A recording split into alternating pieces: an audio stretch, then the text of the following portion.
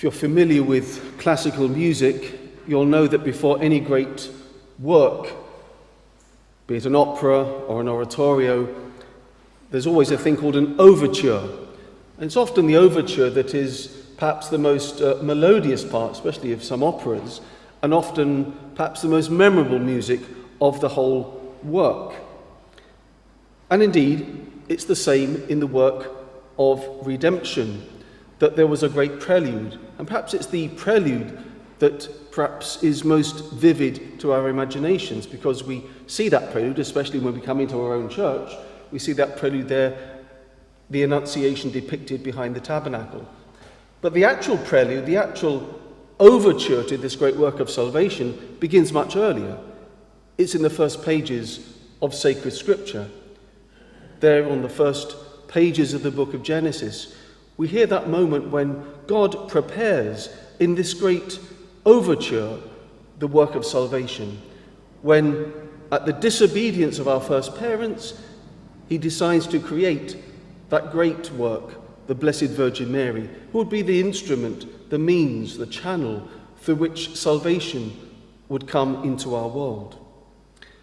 And so that's why we can see in the Old Testament type after type after type in the women there, the great women of the Old Testament, Eve, Deborah, Esther, all these great women that we hear about. They're types, they're images of the great type, the archetype of womanhood, Mary, who is going to be the means for bringing salvation into our world. And that's why perhaps we remember this overture better than perhaps some other aspects of the work, because it's something that we can identify with and see, and it's very tangible and beautiful, and of course it involves our Blessed Lady, who is announced at the Annunciation as the one person in creation who is gratia plena, the woman who is full of grace, immaculate in her conception.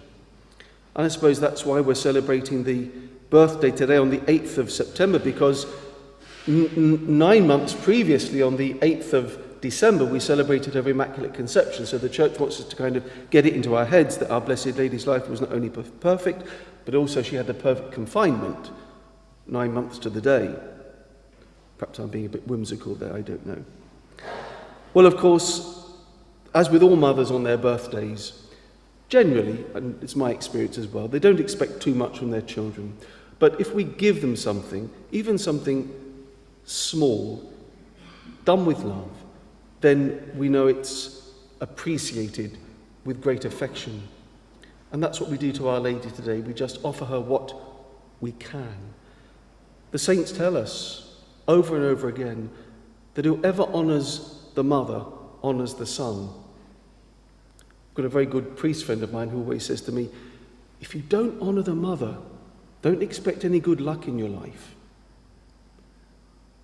And we're very fortunate here that we've got a parish dedicated to our Blessed Lady. So in a particular way, we can go to her today and ask her protection, her intercession, that through this great work, the overture to creation, she will lead us more profoundly, bit by bit, into the great work, the great joy that is our redemption, the Incarnation.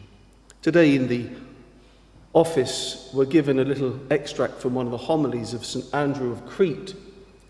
I think Crete's not on the list yet, is it? But anyway, we can still think about St. Andrew today and what he says about our Blessed Lady on this feast. Therefore, let all creation sing and dance and unite to make worthy contribution to the celebration of this day. Let there be one common festival for saints in heaven and men on earth. Today, this created world is raised to the dignity of a holy place for him who made all things.